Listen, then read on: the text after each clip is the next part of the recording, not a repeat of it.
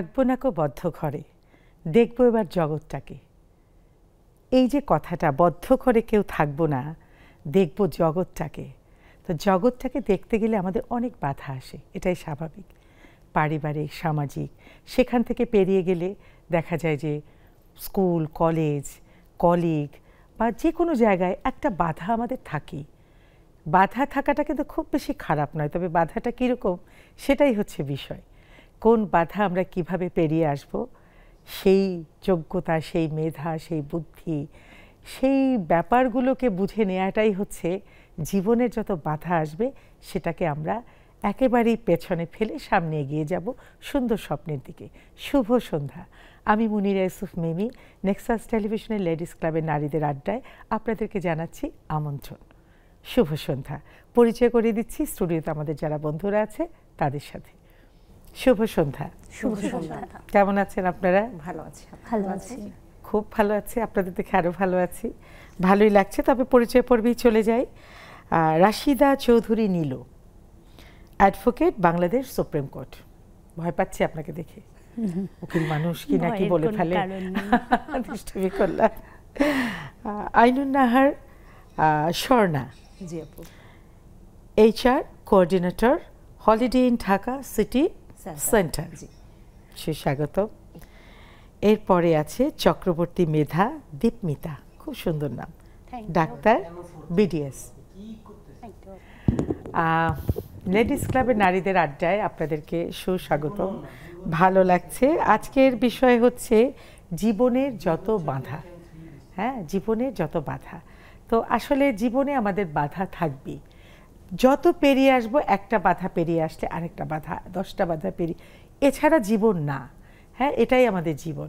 কিন্তু জীবনের বাধাটা আমরা কে কীভাবে পার হব, আসলে এটার সামাজিক দৃষ্টিভঙ্গির ব্যাপার আছে, এক একজনের সামাজিক অবস্থান এক এক রকম, সেটা তো আমরা মানে সবার একরকম না।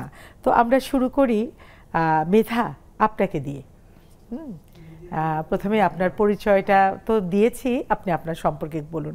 আজকে যে আপনি ডাক্তার, ছোটবেলায় কি ডাক্তার হতে চেয়েছিলেন, কি হতে চেয়েছিলেন, আজকে এই পর্যন্ত যে এসেছেন, বা আপনার কাজ নিয়ে একটু বলুন। আমি ডক্টর চক্রবর্তী মেধা দীপমিতা। ছোটবেলা থেকেই আসলে আমার দুটো জিনিস হওয়ার ইচ্ছা ছিল, যে প্রথমত আমি ভাবতাম আমি ক্রিকেটার হব অথবা আমি ডাক্তার হব।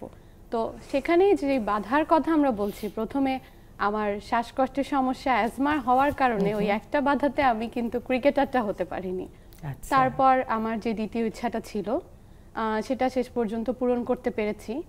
তবে এই ডাক্তারিটা পড়া ছাড়াও আমি এর বাইরে বাংলাদেশ বেতারে এনলিস্টেড রবীন্দ্রসঙ্গীতের শিল্পী, এছাড়াও এখন বর্তমানে কন্টেন্ট ক্রিয়েটর হিসেবেও কাজ করছি এলিগেন্সে।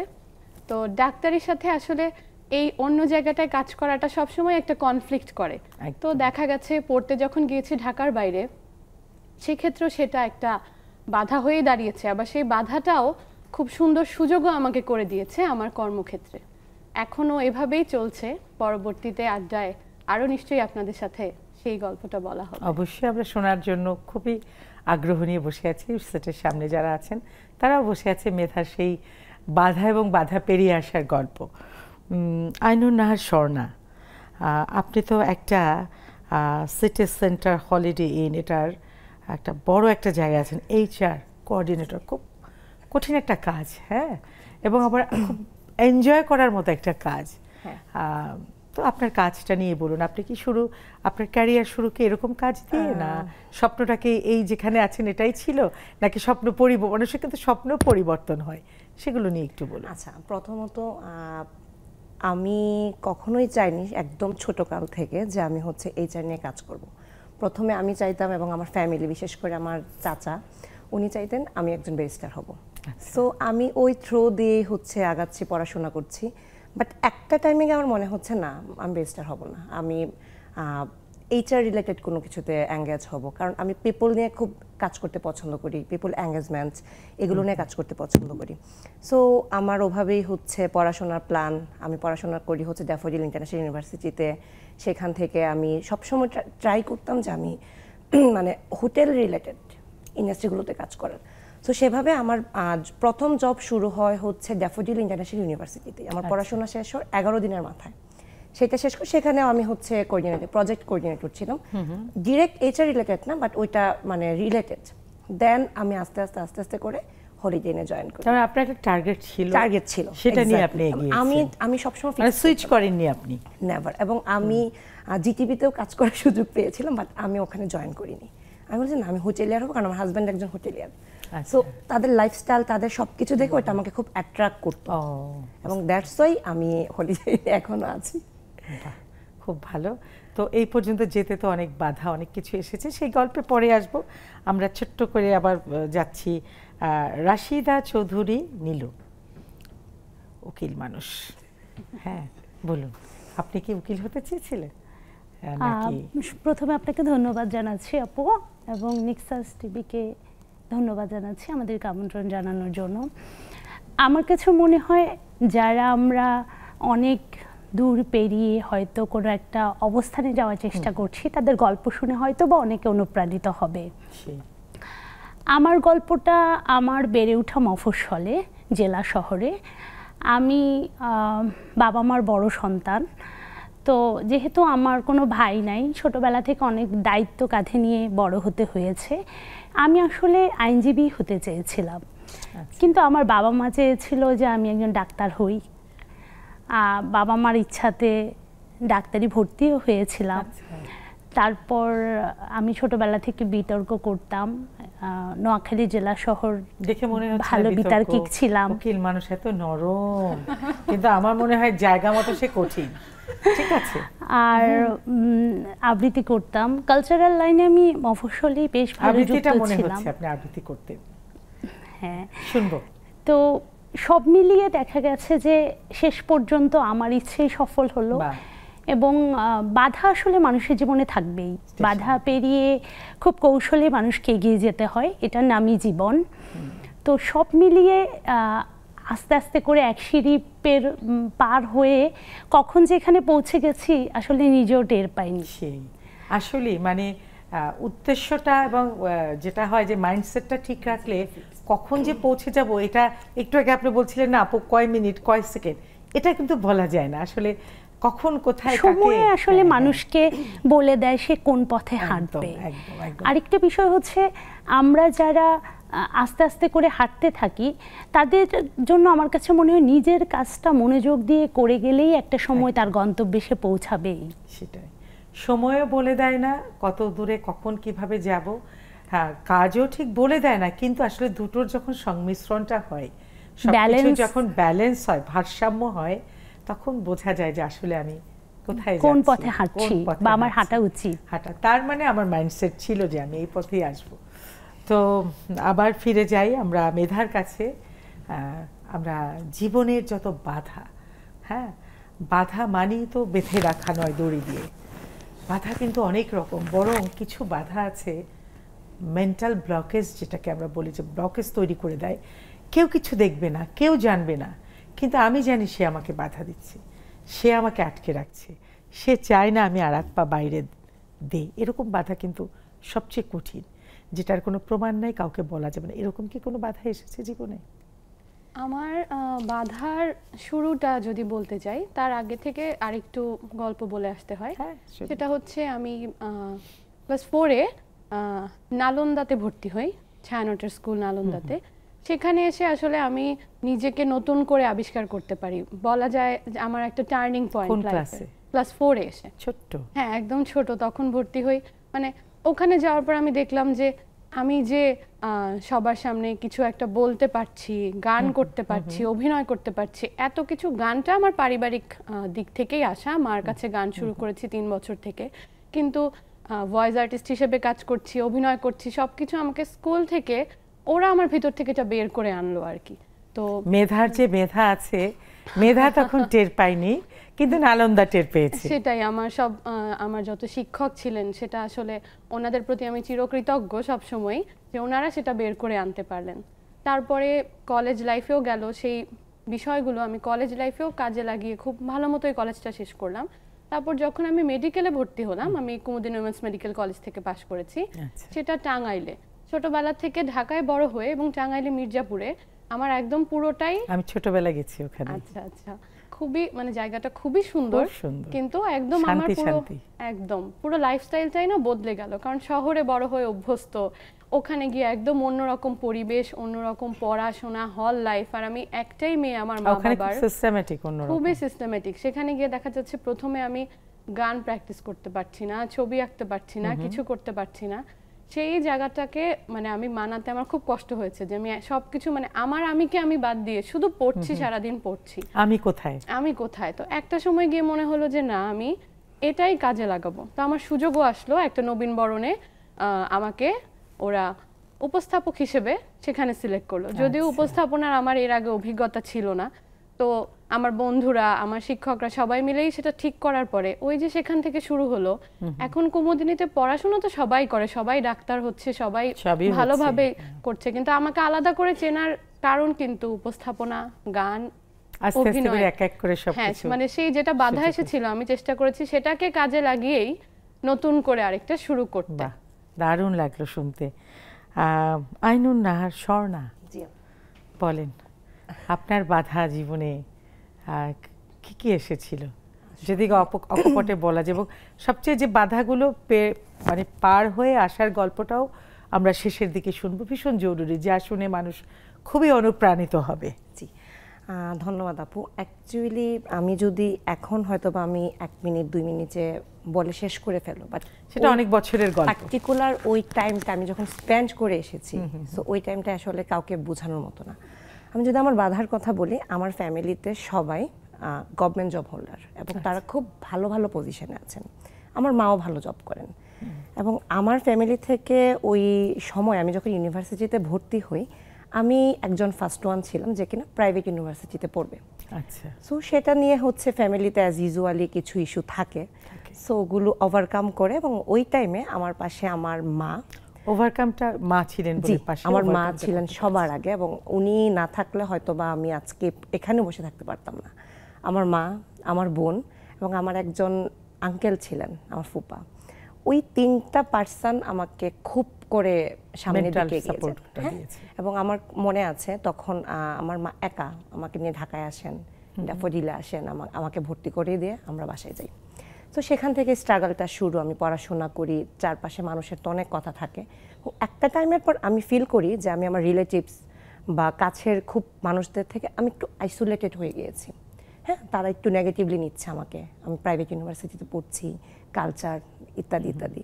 সো তখন আমার মধ্যে মনে হয় যে না, আমি একদিন খুব ভালো কিছু করব, আর জিতটা চাপে, এবং আমার প্রমাণ করে দেব। একটা জিনিস কাজ করতো যে আমাকে খুব ভালো রেজাল্ট করতে হবে অলওয়েজ। সো সেই সেন্স থেকে আমি অলওয়েজ ভালো রেজাল্ট করি, করার পর আস্তে আস্তে একটা টাইমের পরে যখন আমি ভালো পজিশনে আসি, তখন গিয়ে তাদের ধারণা চেঞ্জ হয়, এবং যারা বাঁকা চোখে তাকিয়েছে তারা সোজা চোখে তাকিয়েছে, ধারণা, এবং তারা তাদের অনুপ্রেরণা হয়ে গেল। হ্যাঁ, হয়। এবং লাকিলি আমার কাছে জিনিসটা খুবই ভালো লাগে। এখন যদি 2025-এ এসে যদি আমার বোন বা আমার ফ্যামিলির কোনো আমার কাজিনস, ওরা যদি কেউ প্রাইভেট ইউনিভার্সিটিতে ভর্তি হতে চায়, মানে তাদের মধ্যে না ওই জিনিসটা কাজ করে না যে প্রাইভেট থেকে কিছু করা যাবে না, গভর্নমেন্ট জব করতে হবে। হ্যাঁ, তারা মানে তাদের রাস্তাটা একদম নিট অ্যান্ড ক্লিন, তারা ইজিলি আসতে পারছে। এবং এখন আমি ফিল করি ওই যে পথটা আপনি করে দিয়েছেন, কাউকে না কাউকে পথটা মসৃণ করে দিতে হয়, তারপরে এক প্রজন্মের পর প্রজন্ম সুন্দর পথে হাঁটতে থাকে। এই হাঁটার গল্প আরো হবে, বাধা পার হওয়ার গল্প আরো হবে। একটা ছোট্ট বিরতিতে যেতে হচ্ছে, একটা ছোট্ট বিরতিতে যাচ্ছি, ফিরে আসছি আমাদের এই জয়িতাদের গল্প নিয়ে, আড্ডা নিয়ে। থাকুন আমাদের সাথেই।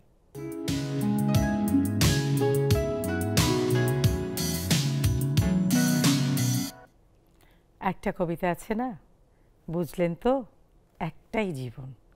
আসলেই তো জীবন তো একটাই, অথচ এই এক জীবনে আমাদের কত কাজ, কত কথা, কত বাধা, কত স্বপ্ন, কোনোটারই শেষ নেই। স্বপ্ন বেশি না বাধা বেশি? না, আমার কাছে মনে হয় বাধা কম, স্বপ্ন বেশি। ঠিক আছে, দেখি আজকে যারা আমাদের অতিথি আছেন তারা কি বলেন, আমার সাথে একমত কিনা। আসলেই আমাদের ছোট্ট একটা জীবন, তাই না? এক জীবনে আমরা কিন্তু কতগুলো বই পড়তে পারি, কতগুলো মুভি দেখতে পারি, কতটা ঘুরতে পারি, কতটা নিজেকে কি বলে তৈরি করতে পারি, কত কিছু করতে পারি। আসলে জীবন একটাই। তো এই জন্য জীবনটাকে না নষ্ট হতে দিতে নাই, মানে সময়টাকে নষ্ট হতে দিতে নাই, তাহলে জীবনটাকে আর একটা টাইমে মনে হবে কি করলাম, এই আফসোসে যেতে নেই। তো মেধা, তোমার কাছে কি মনে হয় আমার এই কথাগুলো? জীবন বড়, জীবনের সঙ্গে মানে জীবনটা বড় না স্বপ্নটা বড়? অবশ্যই আপু স্বপ্নটাই বড়। আচ্ছা, কারণ স্বপ্ন, আমরা একটু আগে ব্যাক স্টেজেও আলাপ করছিলাম যে মানুষ আসলে স্বপ্ন যা দেখে শেষমেশ সেটাই হয়তো হয়। যে আপুর কথাও শুনছিলাম, এই আপুর কথাও শুনছিলাম যে সবাই অন্য কিছু চাইতো, কিন্তু ওনারা ওনাদের নির্দিষ্ট লক্ষ্যে পৌঁছাতে পেরেছে। তো এটা আসলে চাইতে হয়, স্বপ্নটাকে বড় করে দেখতে হয়, তাহলেই নিশ্চয়ই নির্দিষ্ট স্বপ্নে আসলেই পৌঁছানো যায়। আচ্ছা মেধা, তোমার গান শুনবো, তার আগে আমাদের যে আমাদের উকিল আপা আছেন স্বর্ণা, হ্যাঁ সরি, হ্যাঁ আপনার গান, আপনার কবিতা শুনি একটু, তারপর আমরা মেধার গান শুনবো। কবিতা বলার আগে একটা বাধার কথা বলছিলেন, অবশ্যই। জীবনের অবশ্যই। বাধা ছিল কিনা। বাধা আসলে মানুষের জীবনে থাকবেই, মানে কারো জীবনই বাধাহীন নয়। আমার বড় ছেলের বয়স 14 বছর। আমি যখন প্রফেশন শুরু করি ঠিক সেই সময় তার জন্ম। আচ্ছা, তাকে নিয়ে প্রফেশন কন্টিনিউ করে বাংলাদেশ সুপ্রিম কোর্টের আপিল বিভাগের আইনজীবী হওয়া এত চারটিখানি কথা নয়। এই 14 বছরে যদি আমাকে এখন কেউ বলে আবার পেছন থেকে শুরু করতে, আমি এখানেই সারেন্ডার করে বলবো আমি পারবো না। কারণ ওটা আমি কিভাবে পেরেছি আমি জানি না। সেই 14 বছরের জার্নিটা 14 মিনিটের গল্প এখন সবার কাছে। হয়তো বা কোনো এক সময় আমার সন্তানও হয়তো বা সফল হওয়ার পর সেও হয়তো ভুলে যাবে, যে হয়তো বা আমিও ভুলে যাব। কারণ মানুষ দুঃখের সময় বা কষ্টের সময়, সংগ্রামের সময় খুব একটা মনে রাখতে চায় না, এটা মানুষের জন্য অনেক পীড়াদায়ক। কিন্তু হেঁটে যে আসে শুধুমাত্র পথটার দূরত্ব সেই জানে। একদমই। কবিতায় চলে যাই। কার কবিতা? পল্লী কবি জসিমউদ্দিনের একটা খুব বিখ্যাত একটা কবিতা আছে, প্রতিদান। মিলে গেল আপনার কথার সাথে, প্রতিদান। আমরা প্রতিদানের চিন্তা করি না অবশ্য, সেই করা উচিত। সেই চিন্তা করলে কাজ করা যাবে না। একদমই না। ঠিক আছে। আমার এ ঘরে ভাঙিয়াছে যে বা, আমি বাঁধি তার ঘর। আপন করিতে কাঁদিয়া বেড়াই, যে মোরে করেছে পর। যে মোরে করিল পথের বিভাগী, পথে পথে আমি ফিরি তারে লাগি। দীঘল রজনী তারে তরে জাগি, ঘুম যে হরেছে মোর। আমার এ ঘরে ভাঙিয়াছে যে বা, আমি বাঁধি তার ঘর। আমার এ কুলে ভাঙিয়াছে যে বা, আমি তার কুলে বাঁধি। যে গেছে বুকেতে আঘাত করিয়া, তার লাগিয়ে আমি কাঁদি। যে মোরে দিয়েছে বিষে ভরা বান, আমি দেই তারে বুক ভরা গান। কাঁটা পেয়ে তারে ফুল করি দান, সারাটি জনম ভর। আপন করিতে কাঁদিয়া বেড়াই, যে মোরে করেছে পর। মোর বুকে যে বা কবর বেঁধেছে, আমি তার বুক ভরি। রঙিন ফুলের সোহাগ জড়ানো ফুল মালঞ্চ ধরি। যে মুখে কহে সে নিঠুরিয়া বাণী, আমি লয়ে সখী তারি মুখখানি। কত ঠাই হতে কত কি যে আনি, সাজাই নিরন্তর। আপন করিতে কাঁদিয়া বেড়াই, যে মোরে করেছে পর। বাহ, চর্চা করে, চর্চা আছে? একদমই না, একদম একদম কোর্টে জমা দিয়ে দিয়েছেন। হ্যাঁ, আসলে আমাদের প্রফেশনটাই খুব স্ট্রেসফুল। তারপরও নিজের মতো করে যখন অনেকটা সময় নিয়ে নেয়। এরপর দুটো বাচ্চা, একটা বুঝতে ছেলে একটা মেয়ে, ওদের জন্য একটু সময় পারছি। রাখতে আবার হয়। সময় আসবে, নিরাশ হওয়ার কিছু নেই। আমরা মেধার গান শোনার আগে নীলু, সরি স্বর্ণা, আপনার কয়েকটা কথা একটু শুনে নেই, তারপর মেধার গানে চলে যাচ্ছি। আচ্ছা, নীলু আপু অলরেডি একটা কথা বলেছেন যে ওনার 14 বছরের ছেলে, এবং যে সময়টাতে উনি শুরু করেছেন ওই টাইমটা খুবই টাফ ছিল। আমিও সেম কথাই বলবো, এটা শুধুমাত্র নীলু আপুর কথা না, আমার কাছে মনে হয় যারা অনেক নীলু আপুদের গল্প, জি, যারা কর্মজীবী মা আছে তাদের প্রত্যেকের গল্প। হ্যাঁ, এবং লাকিলি আমি বলবো আমি সোলো প্যারেন্টিং করছি। আমার বেবি যখন 8 মান্থস তখন আমার হাজব্যান্ড অ্যাবোর্ডে চলে যান, কানাডাতে চলে যান। সো ওই টাইম থেকে আমি অফিস করেছি, একা একা ডেলিভারি করতে হসপিটালে গিয়েছি। মানে ওই টাইমটা অ্যাকচুয়ালি এক কথায় বলে শেষ করা যাবে না, হোয়াট আই পাস্ট। এবং আমি ম্যাটারনিটি লিভে যাই, ম্যাটারনিটি লিভ থেকে আমি বাসায় ব্যাক করে অফিস জয়েন করি, এগেন নতুন পরিবেশ, সব কিছু, রাত জাগা, অফিস করা, বাচ্চাকে টাইম দেয়া, বাসার বাজাই করা, ছাড় দেয় না, হ্যাঁ কেউই ছাড় দেয় না। সেখানে আমার বারবার মনে হয়েছে যে ছেড়ে দিই, বাট ওই যে আমি বলেছিলাম আপু শুরুতে আমার মা আমাকে স্ট্রেট কাট একটা কথা বলে দিয়েছিল যে তোমার আইডেন্টিটি তোমাকে ক্রিয়েট করতে হবে, তোমাদেরকে নিয়ে আমি জব করেছি, আমার আইডেন্টিটি আছে, তোমাদেরকেও রাখতে হবে। আমার ছোট বোন আমাকে খুব পুশ করে একটা কথা বলতো যে আমার মেয়ের নাম ঐশ্বর্য, যে আপু ঐশ্বর্য বড় হয়ে যাবে, কোনো না কোনোভাবে বড় হয়ে যাবে, বাট তুমি যদি ছেড়ে দাও তুমি কিন্তু হচ্ছে হেরে গেছো, পিছনে পড়ে গেছো। সো তুমি এবং ঐশ্বর্য দুজন একসঙ্গে বড় হবে, আমি তোমাকে সাপোর্ট দিব। সো লাকিলি ফ্যামিলি খুবই ইম্পর্ট্যান্ট। আমাকে আমার দাদি, আমার ছোট বোন, আমার কাজিন ভাই, হ্যাঁ ওরা আমার বাসায় থাকে, ওরা ওদের কাজের পাশাপাশি ওরা আমার মাকে, আমার বেবিকে টাইম দেয়। বিশেষ করে আমার দাদির কাছে আমি টু মাচ গ্রেটফুল, উনি যদি না থাকতো আমার পক্ষে পসিবল হতো না ঢাকা শহরে থাকাটা, কারণ আমার মাও যেহেতু জব করেন, উনিও ওনার জব স্টেশনেই থাকেন। সো প্রত্যেকটা মেয়ে, প্রত্যেকটা মা আমার কাছে মানে প্রত্যেকের লাইফে স্ট্রাগল থাকে, এবং সব কিছু কমপ্লিট করে ওনার প্রত্যেকে কিন্তু আমার মনে হয় যে খুব দৌড়ঝাঁপ করে সব কিছু ব্যালেন্স করতে হয়। রাতে যখন মানে নিজের সঙ্গে যখন আমরা নিজেরা কথা বলতে বসি তখন মনে হয় যে না, স্ট্রেস আছে, সবকিছু আছে, তার মধ্যে আমি নিজেও বেঁচে আছি। আপু মনে হয় কি কালকে থেকে আমি পারবো না, একটা কথা, আজকেই শেষ দিন, আজকেই শেষ দিন। ওনার এখান থেকে একটা গল্প আমি পেলাম, সেটা হচ্ছে এই যে দাদি, বোন, মা, মামাতো ভাই, এই যে পরিবারগুলো, যৌথ পরিবারগুলো, এগুলো কিন্তু এই যে সাপোর্ট দেয়া, সাহস দেয়া, হ্যাঁ এই জিনিসগুলো কিন্তু ভেঙে পড়লেও কেউ না কেউ পাশে ছিল। এখন এই যে সিঙ্গেল পরিবার, এই যে দুইজন মানে নানা কিছু কিন্তু ক্রাইসিস শুরু হয়ে গেছে এই কারণে। এই একক পরিবারের ভালো দিক আছে, মন্দ দিক আছে, যৌথ পরিবারেরও ভালো দিক আছে, মন্দ দিক আছে, তারপরেও মেয়েদের সাপোর্টের ব্যাপারে যৌথ পরিবার থাকে। মেয়েরা একসময় সফলতার গল্প বলে, কিন্তু আসলে এই সফলতার গল্পের পিছনে কিন্তু অনেক অসহায়ত্ব থাকে। এই অসহায়ত্ব নিয়ে গল্প হবে, আড্ডা হবে। আমরা একটু মেধার গান শুনিনি, মেধায় শুরু করো, শুনবো। রবীন্দ্রনাথের একটা গান করছি, তোমার যেটা ভালো লাগে। তোমার খোলা হাওয়া লাগে পালে, তোমার খোলা হাওয়া টুকরো করে কাছে আমি ডুবতে রাজি আছি, আমি ডুবতে রাজি আছি, তোমার খোলা হাওয়া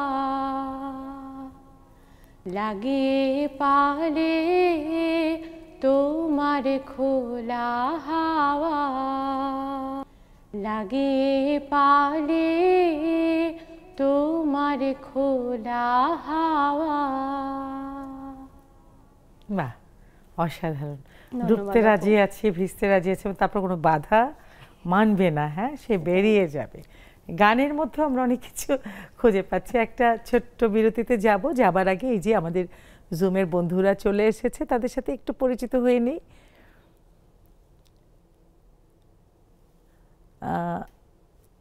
কার সাথে কথা বলবো?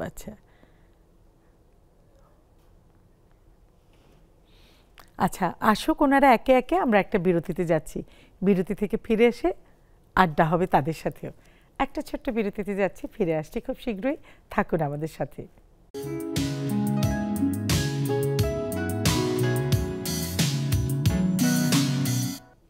ফিরে এলাম একটা ছোট্ট বিরতির পরে নেক্সাস টেলিভিশনের লেডিস ক্লাবের নারীদের আড্ডায়।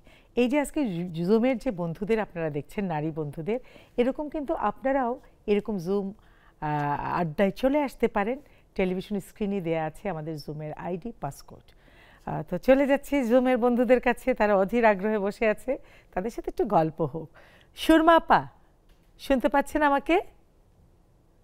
শুভ সন্ধ্যা আপু, আসসালামু আলাইকুম। শুভ সন্ধ্যা। ওয়ালাইকুম আসসালাম। আমার জুমের আপুদেরকে সবাইকে শুভ সন্ধ্যা। আপু, কি বলবো, জীবনে যত বাধা, বাধা তো মানুষও দেয়। এখন টেকনিক্যাল, এই যে আজকে জুমে আপনারা আসেন, অনেক সময় সেখানেও তো বাধাপ্রাপ্ত হন, তাই না? ঠিক মতো নেটওয়ার্ক কাজ করে না, ভয়েস শোনা যায় না, ছবি আসে না, কত কিছু। আপু বাধা তো অনেক কিছুই মেয়েদের, বিশেষ করে আমরা মেয়েদের জন্য অনেক বাধা থাকে। সামনে অগ্রসর হওয়ার পরিবার থেকে বাধা থাকে, সামাজিক একটা বাধা থাকে, সবকিছু ওভারকাম করতে হয়। তবে নিজের ইচ্ছা শক্তিটাই হচ্ছে বেশি। যদি আমার লক্ষ্যে পৌঁছানোর ইচ্ছা থাকে, তাহলে কোনো বাধাই আর আমার কাছে বাধা মনে হবে না। আমি সেভাবেই চলাফেরা করি আপু। আমার ক্ষেত্রে অনেক বাধা আসে, কিন্তু আমি সেই বাধাগুলোকে যেভাবেই হোক ওভারকাম করার চেষ্টা করি। তবে পরিবার ঠিক রেখে, আমার পরিবার আগে গুছিয়ে তারপরে আমি আমার লক্ষ্যে পৌঁছানোর চেষ্টা করি। ইনশাল্লাহ আমি সার্থক হয়েছি আপু। গানে একটা বাধা ছিল, গান করা যাবে না, এখন গান করছি। তারপরে পার্লার, আমি নিজে পার্লার কাজ শিখেছিলাম এক সময়, শিখে নিজে পার্লার করেছি, ওইখানেও প্রচুর বাধা ছিল। তো এগুলি আর কি, নিজের কেরিয়ারকে ধরে রাখার জন্য এগুলি অনেক কষ্ট করেই সামনে এগুতে হয় আমাদের। তবে আমি নতুন প্রজন্মদেরকে বলবো যে বাধা আমাদের মেয়েদের আসবে, কিন্তু আমরা সামনে এগিয়ে যাব। ধন্যবাদ। অনেক অনেক ধন্যবাদ, খুব ভালো বলেছেন যে হ্যাঁ, পরিবারকে ঠিক রেখে তারপরে নিজের কাজগুলো গুছিয়ে নেয়। আসলে সব দিন শেষে তো পরিবারই ফিরে আসতে হয়, তো সুতরাং সব কিছু আমাদেরকে গুছিয়ে রাখতে হয়। এবার কথা বলছি রুমি আপা, না? হ্যাঁ, রুমি আপা, শুনতে পাচ্ছেন আমাকে? বলো। হ্যাঁ, শুনতে পাচ্ছি আপু। হ্যাঁ বলুন, সময় নষ্ট না করি, আপনার মূল্যবান বক্তব্য। একদম না, বরং আমি মঞ্চে যাদের কথা শুনছি ওদের কথা গুলি আমার কাছে অনেক মূল্যবান। একই কথা আসলে সবার ক্ষেত্রেই, শুধু মেয়ে বলে আমি আমাকে বলবো না, সব মানুষের জীবনে একই কাহিনী। তো আমি আসলে অনেক একটা ধন্যবাদ দিতে চাই, যে ছোট্ট একটা আপু গান করলো, নালন্দার স্টুডেন্ট। তো ভীষণ ভালো লাগলো আমার গান। আপু, তোমাকে অসংখ্য ভালোবাসা। তোমার রবীন্দ্রসঙ্গীত শুনে আমার একটু ছোট্ট নজরুল গীতি গাইতে ইচ্ছা করছে, আমি একটু ছায়ানটে শিখি। তো আচ্ছা, শরৎ তো চলে গেছে না, নাকি আছে? থাক, আমাদের মনে শরৎ আছে, এখনো কাশফুল দেখা যায়। শরতেরই গান, এখনো কাশফুল আছে, এখনো দেখা যায়, যদিও মরে মরে যাচ্ছে, কিন্তু দেখা যাচ্ছে। একদম। দূরে প্রবাসে প্রাণ কানে আজ শরতে ভোরে হাওয়া, আজ শরতে ভোর হাওয়ায় শিশির ভেজা শিউলি ফুলে গন্ধে কেমন কান্না পায়, আজ শরতে ভোর হাওয়ায় সন্ধ্যা বেলা পাখি সম মনোরে যায় পানে, নয়ন জলে মালা গাঁথি বিরহিণী একলা আজ শরতে ভোর হাওয়ায় কোন সুদূরে বটে বাজে সানা যোগী। অনেক অনেক অনেক ধন্যবাদ, অনেক ধন্যবাদ। আমাদের আরো বন্ধুরা আছে, তাদের সাথে একটু আড্ডা দিতে হবে। আবার শুনবো আরেকদিন গান। তরু আপা, তরু আপা। অনেক ধন্যবাদ। আপু, শুভকামনা রইল আপুদের জন্য। আপু, আসলে আমরা কি হতে চাই বা কি হতে কি হব, অর্থাৎ আমি কি হব বা কি হতে চাই, সেটা আসলে নিজের উপর নির্ভর করে। এই ক্ষেত্রে কিন্তু বাধাটা কোনো ফ্যাক্টর না। তবে নিজের উপর যদি বিশ্বাস থাকে আপু, তাহলে কিন্তু যে কোনো বাধা অতিক্রম করা যায়। তবে এক্ষেত্রে একটা কথা বলি আপু, পরিবারের সাপোর্টটা কিন্তু খুবই ইম্পর্টেন্ট। ভীষণ। পরিবারের সাপোর্ট থাকলে, হ্যাঁ, বিশেষ করে মেয়েদের বাধাগুলো অতিক্রম করতে পারে। ধন্যবাদ আপু। অনেক অনেক ধন্যবাদ। মমি আপু, আসসালামু আলাইকুম, শুভ সন্ধ্যা। শুভ সন্ধ্যা আপু। ওয়ালাইকুম আসসালাম। জি হ্যাঁ, আপু, বলুন আজকের বিষয় নিয়ে। এই যে আজকে আপনার শোরুমে আপনি বসে আছেন, এই শোরুমের গল্প তো আর একদিনের না নিশ্চয়ই, কত বাধা আছে, তারপরে এই জায়গাটা এসেছেন। জি আপু, সেই গল্প একটু শুনি ছোট্ট করে। ধন্যবাদ আপু। সবাইকে শুভ সন্ধ্যা। অনেকদিন পর বসলাম, অনেক ভালো লাগছে আপু। আসলে প্রত্যেকটা কাজে বাধা থাকবে, আর নারী জীবন মানেই বাধা। এটা আমাদের সবকিছুকে অতিক্রম করে এগিয়ে যেতে হবে। সেরকম আমারও অনেক বাধা প্রেরণের গল্প আছে।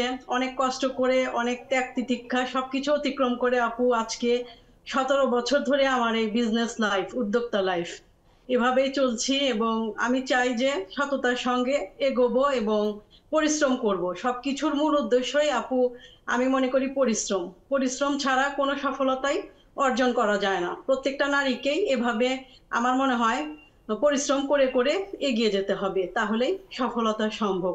একদম। এই তো আপু, ধন্যবাদ আপনার আপু। আরো জয় জয়কার হোক, এই শুভকামনা রইল। আসলেই সত্যি পরিশ্রমের কোনো বিকল্প নেই। এরপরে যাচ্ছি, আমি তো নামটা দেখতে পাচ্ছি না। হ্যাঁ, রীতা পোদ্দার। রীতা পোদ্দার, শুনতে পাচ্ছেন আমাকে? হ্যাঁ আপা, শুনতে পাচ্ছি। কেমন আছেন? শুভ শুভ সন্ধ্যা সন্ধ্যা। আপা। শুভ সন্ধ্যা। আমরা গল্পেই চলে যাই, সময় কম। হ্যাঁ আজকের আপা, বিষয়টা নিয়ে। আর বাধা তো আসলে, হ্যাঁ বাধা তো আমাদের মেয়েদের সবসময় থাকে। ছোটবেলা যখন একটু বড়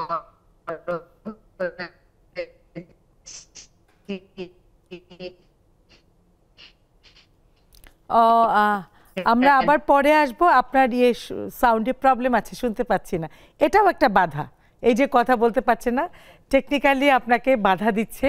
তবে আমরা আবার ফিরে এসে আপনার সাথে গল্প করব। মেধা, বলো কিছু।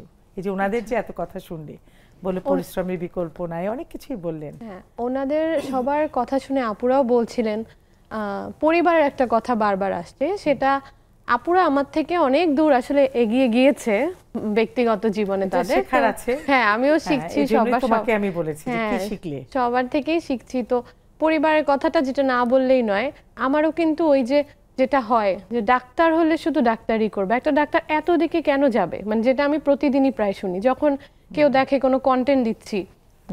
5 জন ভালো কথা বললেও 2 জন কিন্তু আমাকে বলে যে ডাক্তারিতে মনোযোগ দাও, সরকারি চাকরির দিকে মনোযোগ দাও। মানে এটা সবাই শোনে, প্রতিনিয়ত আরো বেশি শুনতে হয়। আচ্ছা, সেটা তো আছে। এখন আমার কাছে মনে হয় আমি যদি ব্যালেন্স করার চেষ্টাটা করতে পারি, জানি না কতটুকু করতে পারছি, তবে চেষ্টা যদি করতে পারি। আর মা বাবা আমাকে আসলে কখনোই আলাদা দুটো জীবন এভাবে শিখায়নি। যে আমার বাসায় এরকম, আমার মাও সঙ্গীত শিল্পী, তো সেখানে আমি ঘুম থেকে উঠে যেমন রোজ রোজ আমরা খাই, একদম নিয়ম মাফিক চলে, আমাদের বাসায় গানটা এমন। তো আমি সেটাকে আলাদা করে, হ্যাঁ আলাদা করে, এটা এক্সট্রা আমার প্রেশার। মানুষ ভাবছে কিন্তু আমি তো ভাবছি না। একজনের সাথে আমার চিন্তা ভাবনা জায়গাটা আলাদা হতেই পারে, এটা একটা জিনিস হয়। সেখানে একটা বড় সাপোর্ট আমার পরিবার, বা আমি একটাই সন্তান, আমার মা বাবা, আমরা 3 জনই থাকি। বিভিন্ন কারণে সব আত্মীয় স্বজনরা একসাথে থাকা হয় না। তো বাবাও সবসময় দেখা যাচ্ছে, যখন নালন্দায় পড়তাম, এখন একটা খুব কালচার যে খুব প্রাইভেট টিউটরের কাছে পড়া, কোচিংয়ে পড়া। নালন্দা তো আসলে সেই এথিক্সে বিশ্বাসী না। তো আমি যখন বললাম পড়বো না, তো আমার স্কুলের বেলাল ভাই, মোমেন আপু, আমাদের প্রধান শিক্ষক, ওনারা আমাকে পার্সোনালি ওই সাপোর্টটা দেওয়া, যে আমি যেটুকু বুঝতে পারছি না, যখনই সময় পেলাম দৌড়ে গেলাম, আমাকে একটু দেখিয়ে দাও। আর আমার বাবা কমার্স ব্যাকগ্রাউন্ডের স্টুডেন্ট হয়েও সায়েন্সের বই, হায়ার ম্যাথ এগুলো পড়ে পড়ে শুধুমাত্র আমাকে মানে ভোর 5টায় উঠে আমার বাসায় গেলে দেখবেন যে বাবা পড়ছে, আমি ঘুম উঠে আমাকে দেখিয়ে দিচ্ছে। তো এটাও আসলে অনেক বড় পারিবারিক সাপোর্ট দেখতে পাচ্ছি আমি। হ্যাঁ এখনো মানে ওরকমই আমি বলি আর কি মাঝে মাঝে, আমি ঢাকায় মনে হয় মেডিকেলে পড়লে বাবা হাফ ডক্টর হয়ে যেত আমার পড়ার। এটাই আর হচ্ছে ওই যৌথ পরিবারের যেটা হয়, আমার কাকা মাসি পিসি আমার মামি কিছু একটা হলেই ফোন করি ওকে যে এটা এরকম বুঝতে পারছি না, মানে বন্ধুর মতোই সবার সম্পর্ক, যে এটা কিভাবে কি করব, হয়তো এরকম একটা জিনিস মা কাছে নেই। তো পরিবারের সাপোর্টটা আসলেই অনেক ইম্পর্টেন্ট একটা জিনিস। আপনার এই যে আপনার সেই গল্পগুলো বাধা অনেক কিছু, সেখানে পরিবারের ভূমিকাটা একটু। মেয়ের জীবনে শুধু পরিবার না, সমাজও, তার চারপাশে সমাজটাও তার জন্য সাপোর্টিভ হতে হয়। যেমন আমি যেহেতু জেলা শহরে বড় হয়েছি, আমি যখন শিক্ষা সপ্তাহ, শিশু একাডেমি প্রতিযোগিতা করতে এলাকার বাইরে যেতাম, চিটং ঢাকাতে যেতাম, তখন দেখা গেছে এটা নিয়ে সব মানুষ গুঞ্জন করতো যে বাবা মা এভাবে, মানে খারাপ করে বলতে গেলে বাবা মা এভাবে ছেড়ে দিয়ে রেখেছে। কিন্তু সেটা যে আমরা যারা জেলা শহরে বড় হয়েছে আমাদের এরকম অনেক কথা শুনতে হয়েছে। তখনকার জেনারেশন আসলে কালচারালি এতটা স্ট্রং হতো না, সবাই ভাবতো মানে পড়ালেখা মানে পড়ালেখা করবে, আর কি দরকার মেয়ে মানুষের এত কিছু করার। কিন্তু দেখা গেছে সেই জিনিসগুলো আজকে আমাকে কর্মজীবনে সাপোর্ট দিচ্ছে। আমার মাইক্রোফোন ফোবিয়া নেই, যে কোনো প্রেজেন্টেশন, যে কোনো সাবলীল শব্দচয়ন, নিজেকে মেলে ধরার যে একটা প্রচেষ্টা, সব কিছু কিন্তু আমার সেই ছোটবেলার শিক্ষা থেকেই আমি অর্জন করেছি, এবং সেগুলোই কিন্তু আমি বারবার নিজেকে ভেঙে চুরে আবার নতুনভাবে উপস্থাপন করছি। আর আমাদের মেয়েদের যে মূল সমস্যা সেটা হচ্ছে আপনার বাবাও সাপোর্টিভ যদি হয়, হাজব্যান্ডও যদি সাপোর্টিভ হয়, আশপাশের মানুষ বলবে মা এত ক্যারিয়ারিস্টিক হলে তো বাচ্চা কাচ্চা মানুষ হয় না, বাচ্চা কাচ্চাকে সময় দিতে হয়, এরকম গুঞ্জন চারপাশে থাকবেই। এসবের ভেতর দিয়ে আসলে আমরা এক পা করে হয়তো বা কখনো কেউ সফল হয়, অন্য জায়গায় গিয়ে হয়তো ব্যর্থ হয়। এক পা করে গিয়ে বাবা হাজবেন্ডের কথা বলে এবং বলল যে মা যদি ক্যারিয়ারিস্ট হয়, আসলে এইটা হচ্ছে দৃষ্টিভঙ্গির ব্যাপার।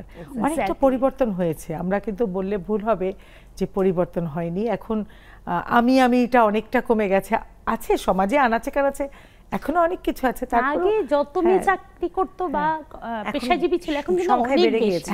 দৃষ্টিভঙ্গি হয়েছে যে বাচ্চার প্রতি দায়িত্ব তো বাবা মা দুজনেরই থাকবে। যদি বাবা মাও যদি ওয়ার্কিং লেডি হয় তো সুতরাং তার আমার কাছে মনে হয় এই জিনিসটা যদি প্যারেন্টিংটা যদি একটু স্ট্রং হয়, এই জিনিসটা আমরা ইজিলি কোপ আপ করতে পারবো। যেমন আমি দেখেছি আমার বাবা পার্সোনালি, আমার ফ্যামিলি সবাই খুব ক্যারিয়ার ওরিয়েন্টেড, এবং আমার ফ্যামিলিতে থাকে না যে 18 বছর হয়ে গিয়েছে 20 বছর বিয়ে দাও, এই জিনিসটা আমি কখনো পাইনি।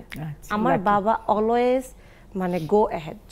এবং আমি শুনেছি আমার মা ট্রেনিংয়ে, উনি যেহেতু গভর্নমেন্ট জব করেন, উনি 2 বছরের জন্য ট্রেনিংয়ে গিয়েছিলেন বগুড়াতে। তো সেখানে আমার বাবা যখন শুনে তুমি চলে যাও, আমি লুক আফটার করবো সব কিছু। সো আমি, আমার বাবা, আমার ছোট বোন, আমার দাদি নানি, মানে আমরা ছোটকাল থেকে দাদি নানি কালচারটাতে টু মাচ ইউজ টু ছিল। সো ফ্যামিলি সাপোর্টটা আমাদের কাছে ইস্যু ছিল, আমরা সব কিছুতেই পেতাম। এবং হাজব্যান্ডের কথা আপু যেটা বললেন, হাজব্যান্ড ডেফিনেটলি এখানে একটা ভাইটাল রোল প্লে করে আমি মনে করি। হাজব্যান্ড যদি পজিটিভ না হয়, হাজব্যান্ড যদি কেরিয়ার ওরিয়েন্টেড না হয়, ওয়াইফ কখনো এটাকে মেনটেন করতে পারবে না। করলেও অনেক কষ্ট, আমি একটা জায়গায় গিয়ে থেমে যেতে হয়। এক্স্যাক্টলি, যেমন আমি হচ্ছে পার্সোনালি আমি একজন হোটেলিয়ার। সো আমার জায়গা থেকে যদি আমি প্রফেশনাল, আপু তো খুব ইজিলি হচ্ছে সোসাইটিতে অ্যাকসেপ্টেন্সে আছে, উনি একজন লয়ার অ্যাডভোকেট। মানুষ কিন্তু কেরিয়ার বলতে বোঝে মেধা, কিন্তু ডাক্তার, ইঞ্জিনিয়ার, ম্যাজিস্ট্রেট, ব্যারিস্টার এগুলো খুব ইজিলি ফ্লো পেয়ে যায়, এখন হয়ে গেছে। বাট আমি যখন সমাজ স্বীকৃত, আমি যখন আপু হোটেলিয়ার হব, সবই স্বীকৃত, মানে দৃষ্টিভঙ্গির সমস্যা মানুষের। আমি যখন চিন্তা করি আমি আমার ফিক্সড যে ফ্যামিলি ব্যাকগ্রাউন্ড থেকে বের হয়ে আমি হোটেলিয়ার হব, বা আমি হোটেলিয়ার কাউকে চুজ করবো আমার লাইফ পার্টনার হিসেবে, তখনও বাধা ছিল। মানুষ অ্যাকচুয়ালি কনসেপ্টটাকে নিতেই পারেনি। সো সেখান থেকে প্রুফ করাটাও টাফ ছিল। বাট লাকিলি আমার হাজব্যান্ডও খুবই সাপোর্টিভ। আমার ক্যারিয়ারে আমার হাজব্যান্ডের ভূমিকা অনেক আছে। হাজব্যান্ডের অনেক গল্প হচ্ছে, সে তো গদগদ করছে। যাক, আমরা এসব গল্পে আবার আসবো। ভালো লাগলো শুনে। একটু বিরতিতে যাচ্ছি, ফিরে এসে গল্প হবে। আবার একটা ছোট্ট বিরতিতে যাচ্ছি, ফিরে আসছি খুব শীঘ্রই। আরও মজার মজার গল্প হবে, আড্ডা হবে। থাকুন আমাদের সাথে।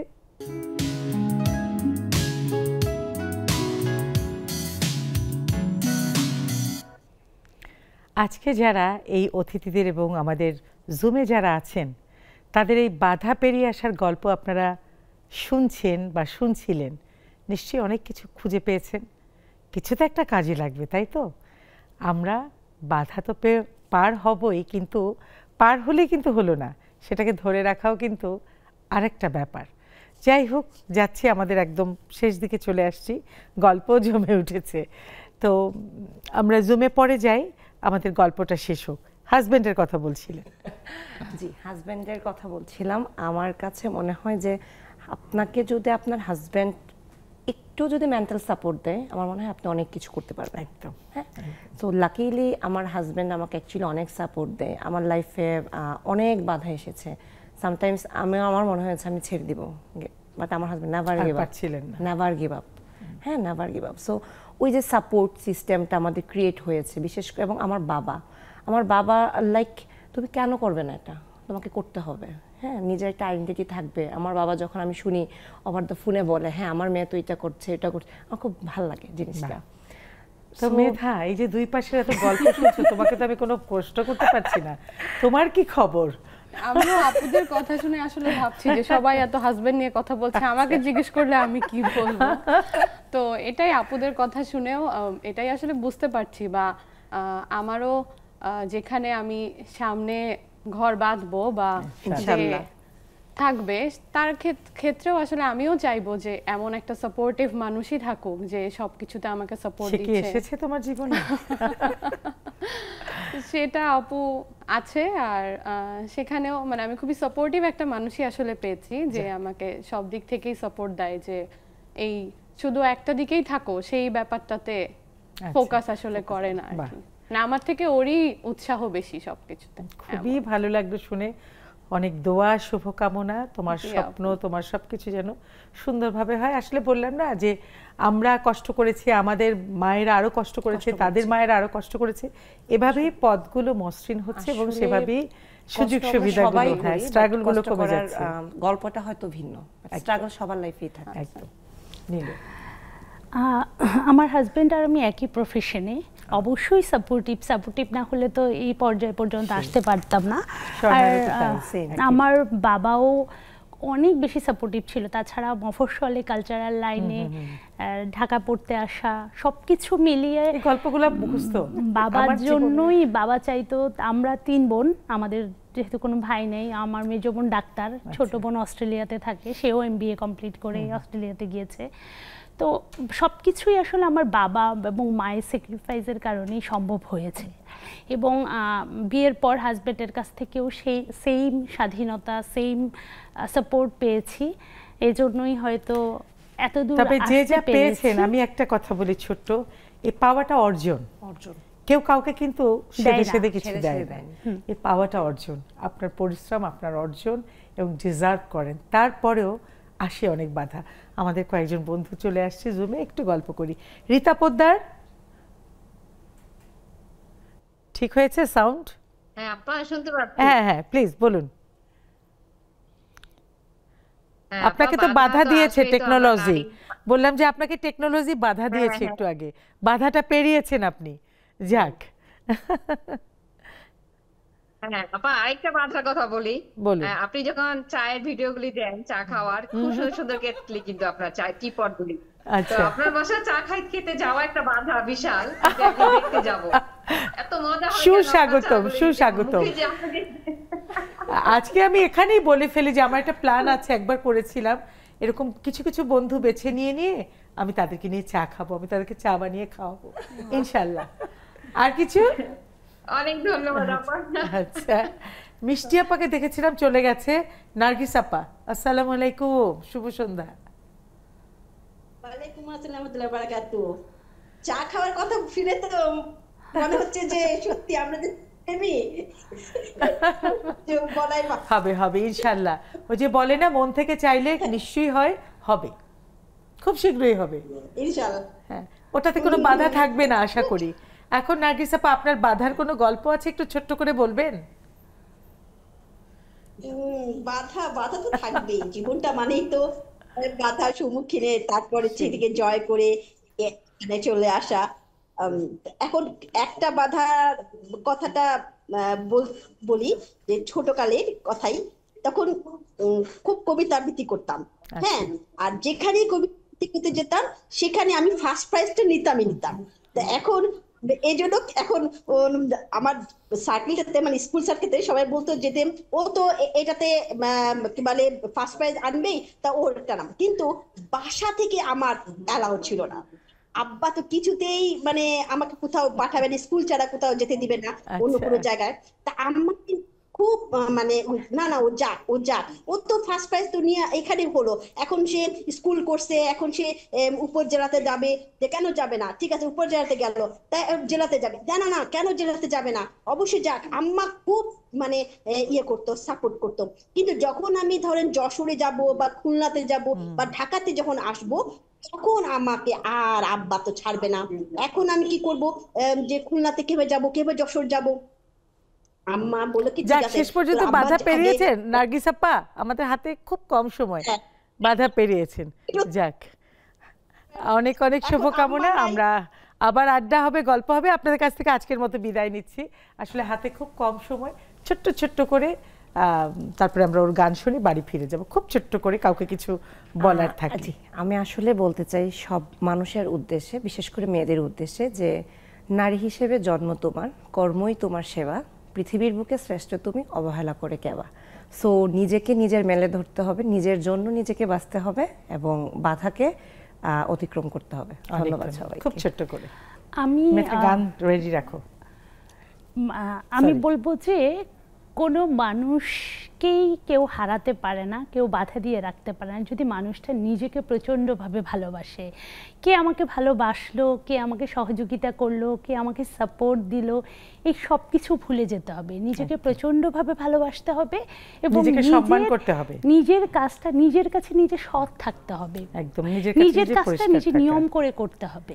তখন পৃথিবীর কোনো মানুষ বাধা দিয়েও আর তাকে দাবিয়ে রাখতে পারবে না। সেটা জলজ্যান্ত প্রমাণ এই যে আমার সামনে যারা বসে আছে, জুমে যারা আছে, জলজ্যান্ত প্রমাণ। সবচেয়ে বড় প্রমাণ আপনি নিজেই। আমি একটু বিদায় নিয়ে আসি, তারপরে মেধা, তোমার গান শুনতে শুনতে আমরা বাড়ি ফিরে যাব। আমাদের আসলে একেবারে শেষের দিকে চলে এসেছি। একটাই কথা, বাধা থাকবে, সবই থাকবে, তবে নিজেকে ভালোবাসতে হবে, নিজেকে সম্মান করতে হবে, নিজেকে নিজের তৈরি করতে হবে। এটাই হচ্ছে সবচেয়ে বড় কথা, তখন আর বাধা থাকবে না। তো আমরা মেধার গান শুনতে শুনতে বাড়ি যাচ্ছি। সবাই ভালো থাকুন, সুস্থ থাকুন। আবার দেখা হচ্ছে সামনের নেক্সাস টেলিভিশনের এই নারীদের আড্ডায়। মেধা আপু, যেহেতু বাধা নিয়ে কথা হচ্ছে, তাহলে বাধা থেকে আমরা সবাই মুক্তি পেতে চাই, সেই বিষয়ে একটা গান শুরু করে দাও। আমার মুক্তি আলোয় আলোয় এই আকাশে, আমার মুক্তি আলোয় আলোয়, আমার মুক্তি ধুলায় ধুলায়, ঘাসে ঘাসে।